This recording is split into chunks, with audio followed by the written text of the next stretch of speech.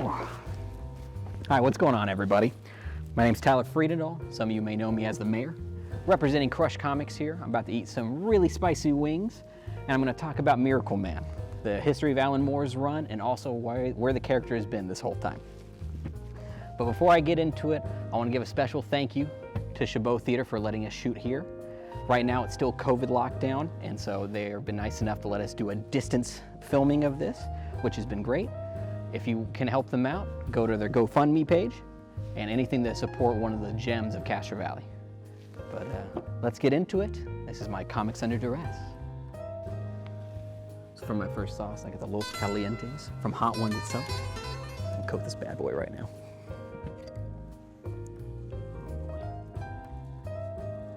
God. Oh God. Cheers.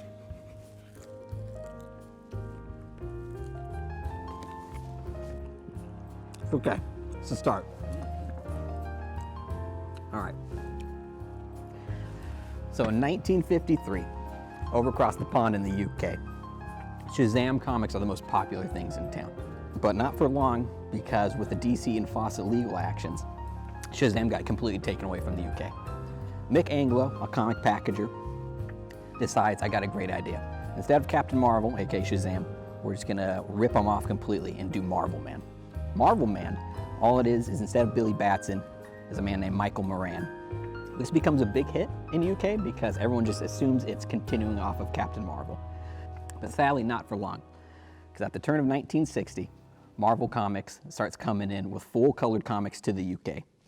And thus, Marvel Man disappears until 1980, when a small British company called Warrior Magazine, the man who runs it, the editor, decides, hey, I love these cheesy comics from as a kid, and I respect Mick Anglo a lot, but I want to do something a bit different.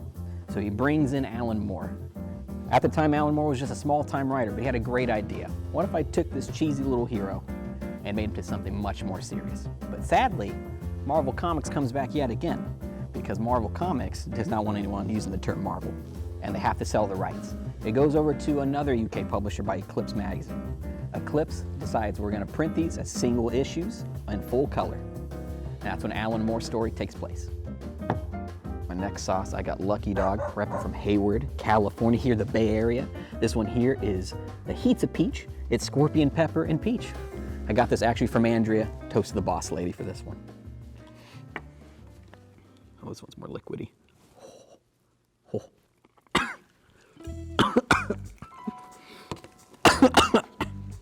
It's very sweet. It's very nice. Let's get a little more here. So Alan Moore's run starts with Michael Moran, as I mentioned earlier. This fat, disheveled Paul Newman knockoff is married to a woman named Liz. They live a decent life in the UK, but Michael just makes ends meet as a small-time reporter. He ends up going to a nuclear facility to report on people protesting the area. People start to hold up the nuclear facility with guns and all, and Michael Moran is stuck inside. While he is sitting there, trapped, he looks upon a reflection in the window and sees the word atomic, but sees it reversed, and says the word out loud, Komoda. This transforms him into none other than Miracle Man. Miracle Man comes down like a flash of light, almost like a mini nuke, and Miracle Man remembers that now he's been locked away for years and years inside Michael Moran's mind. After stopping the people at the nuclear facility, he ends up flying home to meet with his wife, Liz. Liz is like, who the hell is this guy just showing up in my goddamn house? This beautiful gold god. And he tells her, look, Liz, I'm still Michael, but I'm also Miracle Man at the same time. Liz doesn't really believe it at first, but after some coursing, Liz believes it. So they go to bed together. Nice. Liz wakes up the next morning and gets a phone call. Gets a phone call from a little man by the name of Johnny Bates. Now, Johnny Bates is actually Kid Miracle Man, and Miracle Man's like, oh my God, my brother, Johnny, I thought you were dead this whole time. I thought I was the only one that somehow was left. Johnny's like, no, man, like I survived, but I've been laying low. Why don't you come meet me? So Liz and Michael decide to go visit Johnny. It's all buddy-buddy and catch-up. But Michael and Liz feel just somewhat off about this guy. There's that kind of energy, as if you're almost being stalked. They go outside, and as they're talking, Michael just has a terrible, suspicious feeling that there's something evil happening. Has the hair stand up in the back of his neck and just pushes Johnny right over the side of the building. He goes flying off. Liz is like, what the fuck did you just do? And up comes floating none other than Johnny Bates. And this whole time, he's not been Johnny Bates. He's been Kid Miracle Man, who's grown up for years in full absolute power. And he's a fucking psychopath. Michael transforms into Miracle Man. It's the only thing he can do. What else? I gotta fight the guy. But Kid Miracle Man starts whooping the shit out of him. And now they're fighting all over the countryside. It's almost like mini nukes going off as they're trading blow for blow. But Miracle Man has no way beating Kid Miracle Man. He's been too powerful for too long. And he's given the classic villain breakdown. You know, like, you suck, I'm the greatest ever, what are you gonna do about it? Remember, Miracle Man, if anyone's beat you, it's Kid Miracle. And then boom, transforms into Johnny Bates once more. He hasn't been Johnny Bates for years, transforms into his alter ego.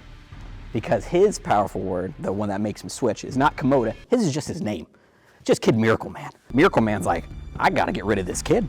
What he's capable of, like, no, we're just gonna leave him.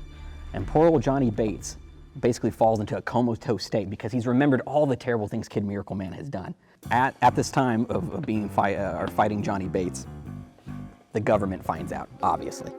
And there's a secret organization called the Spook Show, and they're out to find why Miracle Man's back and how to get rid of him. So they send in a man by the name of Evelyn Cream, which is the most fucking badass name ever. And Michael's just at work, doing his thing, goes into an elevator and in walks Evelyn. And Evelyn just whips out a pistol and just unloads shots right into Michael's side.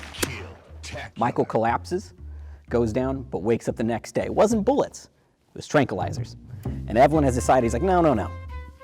The Spook Show wants me to kill you because they fucked up. I want to know how this all came to be. And I have the ends of where you came from. So him and Evelyn team up.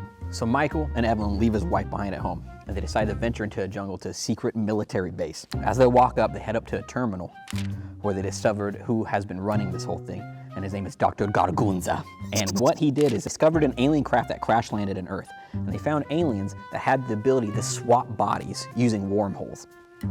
They use this to set up by kidnapping orphans, strapping them to this machine, and swapping their bodies. So Michael Moran was an orphan who they just swapped with Miracle Man. They made Miracle Man from scratch with the alien cells. So Gargunza strapped helmets to all of them, put them in comatose states, and had them fight shitty Golden Age aliens and monsters. So all the old school Marvel Man / Miracle Man comics of the Golden Age is made canon. The UK government didn't want to risk anything more with Miracle Man, so they sent him into space and then just shot an A-bomb at him and just blew him out of space. What it did was knock Johnny Bates, aka Kid Miracle Man, back down to Earth. And Miracle Man, he's like, I'm gonna find Gargunza. So Miracle Man and Evelyn show up, burst through the doors. Gargunza says a word, like Komoda, and it transforms him back to Michael Moran. He's like, surprise, I got my own word. I got my own failsafe in case you did something like this. You're nothing now. I got you. Gargunza this whole time is like a classic Dr. Evil. He has a little Pomeranian like dog with him the whole time. He says a word, magical word, transforms it into a miracle dog. And he tells Evelyn and Michael, he's like, you got a few minutes, I'll give you a head start before I kill you. Evelyn and Michael are just running. They're hauling ass through the jungle. So Michael takes off and Evelyn runs the other way. He lets loose Miracle Dog. Miracle Dog chases, gets to Evelyn, and just decapitates him on the spot, cuts his head clean off. It turns out this failsafe forward from Gargunza only has 1 hour because it's comic books. He's standing there knowing it's about to end, but of course, like a classic comic book, time runs out, says Komoda, boom, transforms back into Miracle Man. Kills the dog, goes back to Gargunza like, you failed, buddy. So what he does is that he takes Gargunza and just zips to the top of the planet, right to space. He's freezing up there in space. He gives Gargunza a kiss, and he's like, goodbye, Dad. And just hurls him back down to space. A flaming fireball of just bone crash lands, and it's all over.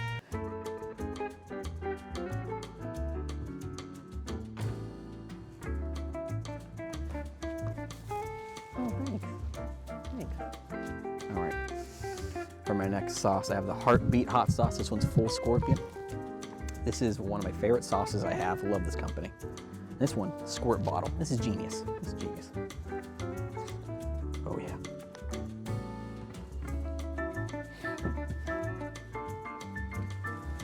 Cheers.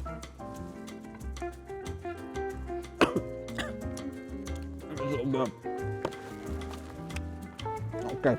Okay.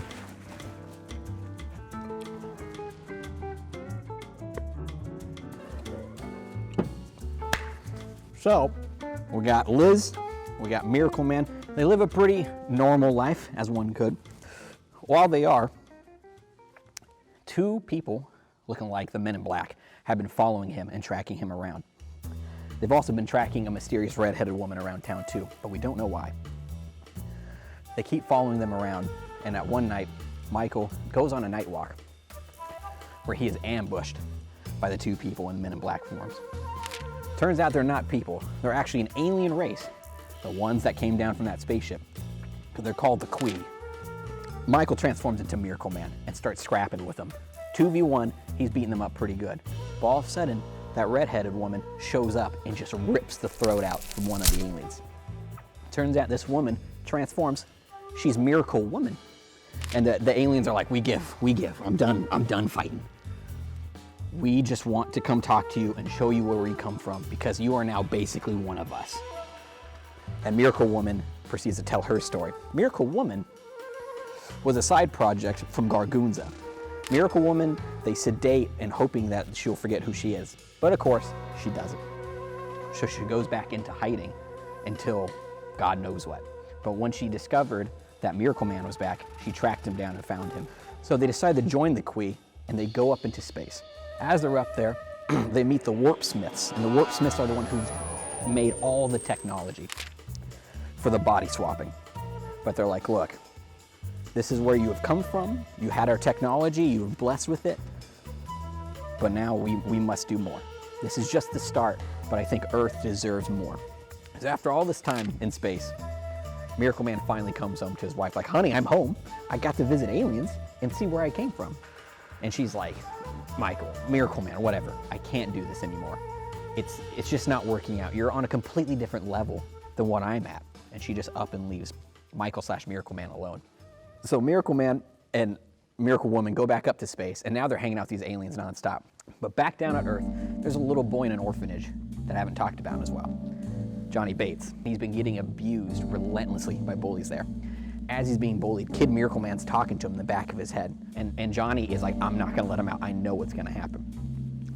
But one day, Johnny's trying to go from class to class. Bullies corner him. Johnny has nowhere left to go. He calls out Kid Miracle Man. In a flash of light, these little bully children are disintegrated, and Kid Miracle Man appears, and he ruthlessly murders these kids. And Kid Miracle Man is now furious. Where's Miracle Man? I must have him, and if not, terrible things are gonna go down. On to my next wing.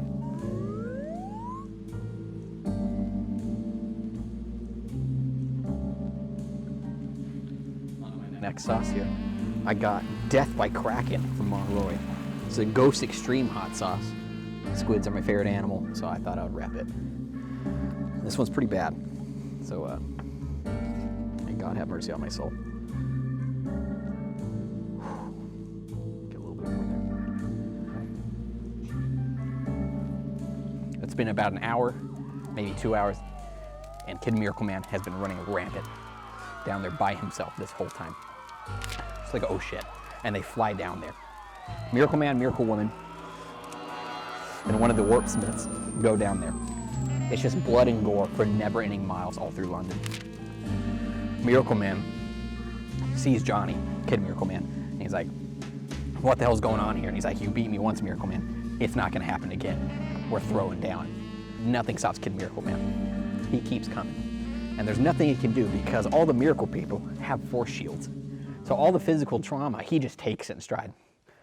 The Warp Smith, named Azra Charn, has a genius idea. What if I teleport something in between the force shield and him? So he does it. He teleports rocks and rubble, and it just gets impaled right into Kid Miracle Man. Kid Miracle Man stands back and he realizes the only way I can survive is if I teleport back into Johnny Bates. So he says his word and turns back into little Johnny. Miracle Man goes up to Johnny, and Johnny's weeping. He's like, I'm sorry. And Miracle Man goes, it's okay. I know what I can do to help you. And he clutches Johnny in his arm and just takes his head and just smushes, killing him right then and there. Kid Miracle Man's never coming back. Kills a little kid right there. Sets his body down. The whole world is now aware of this, of all the superpower people, and of a Miracle Man and Miracle Woman So now they have no choice but to bring the aliens and make something work. There's now no one left for Michael Moran, the original man behind this. So one more time, Miracle Man transforms back into Michael Moran, and he makes a climb up a mountain, takes off all his clothes, puts it under rocks, and decides that's it. The death of Michael Moran right there. Carves his name in it, and from there on out, there is no more Michael Moran. There's only Miracle Man. He does not transform back. So all the aliens and Miracle Man and Miracle Woman approach the UN, and they're like, yo, so we're gonna come down and we're gonna change everything. We're gonna give you better technology. We're gonna make everyone healthier. We're gonna stop war. And the UN's like, what if we don't want to? And Miracle Man looks at literally Margaret Thatcher at one point and is like, what are you gonna do about it? Basically, scares that little old woman to death. We're gonna live in a utopia. You don't need things anymore. If you just want something, just go have it. Drugs for everybody. The world's now completely changed, and Miracle Man stands atop of them as a god. He literally builds a giant building called Olympus that is miles high into space in the middle of England. Miracle Man goes back home to the top of Olympus. He's recounting everything that has happened, mourning over Johnny Bates, mourning over all the innocent lives lost. And he sits there and he looks down on all the human race and thinks to himself, did I do the right thing? And with that, Alan Moore ended his run at issue 16. He said that was the exact amount he wanted to do, but Miracle Man must go on. So he called up a little friend of his, another little writer, Neil Gaiman. He says, hey Neil, if you want to take over from here and write anything you want from Miracle Man, be my guest. Alan Moore had the rights to Miracle Man because for Eclipse's deal, if you write the character, you own it. So Alan Moore passes the rights over to Neil Gaiman, who takes it for one last stretch.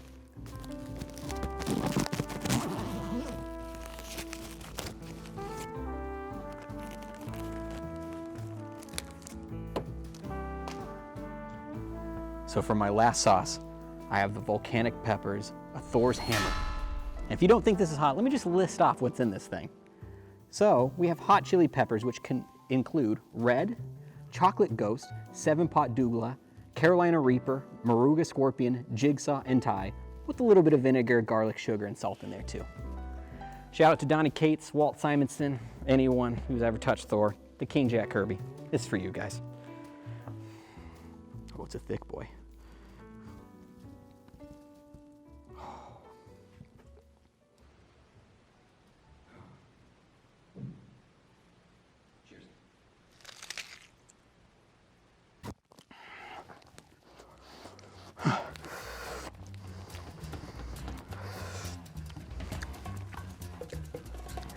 So where were they? Neil Gaiman takes over after Alan Moore. And he has a genius idea of breaking down his runs like the comic eras. His first run of Miracle Man is called the Golden Age, with the next run being Silver and the last one being called the Dark Age. And with Eclipse falling, Neil Gaiman, which had issue 25 ready to go, never came to light. His run had to be cut short, and Eclipse ran out of money. And Neil Gaiman was able to retain the rights, or so he thought. Because a few years later into the 90s, Todd McFarlane decides he buys all the leftover rights from Eclipse, including Miracle Man. He decides he's going to include Miracle Man into Spawn's canon. But Neil Gaiman's like, no. I was the last one to write the character. I own the rights. Todd's like, well, I bought Eclipse. I own the rights. And so they butted heads for years over legal action, until it finally came to Todd wanting to work out a deal with Marvel Comics. But it turns out, Todd and Neil Gaiman, neither of them had the rights. Actually, Mick Anglo, the original maker, still had them. And he actually had it all along. He never thought he actually owned the thing that was the linchpin for the deal. So Mick, Todd, Neil, and Marvel struck a deal around 2010. And Todd and Neil made up, they became buddies, but with still legal stuff being sorted out, Neil Gaiman has not promised anything of when it's going to come out. I was told this is going to come out in like 2016, 2017 when I was first working at the shop. It's now been years and I still don't have it. So you're probably wondering why I'm so invested in this random little independent book. Well, see, Alan Moore is considered one of the greatest writers of all time. And everyone cites Watchmen as the most important comic of all time, how it broke the medium, how it changed everything. But that was the perfected, but Miracle Man was the start. This was the first of Alan Moore to get into the mainstream and really deconstructed the hero. And nobody for the most part, has heard of this character in what is considered one of the greatest runs of all time. I had to go out of my way for years and collect every single issue. It was my first major book I started collecting when I was young, and it has meant the most to me to finally have it all. I love Alan Moore, I love Neil Gaiman, and I love Miracle Man. Maybe it's a bit too dark for Marvel, maybe they're too afraid, but who knows, the time to tell. But all I gotta say is, if you want to dig into a great slice of comic history, please go read Miracle Man. And that is my comics under Duress.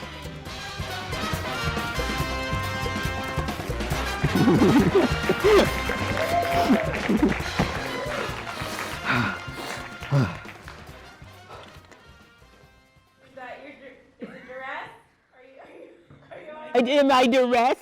Yes, I'm Duress! God damn it, it hurts!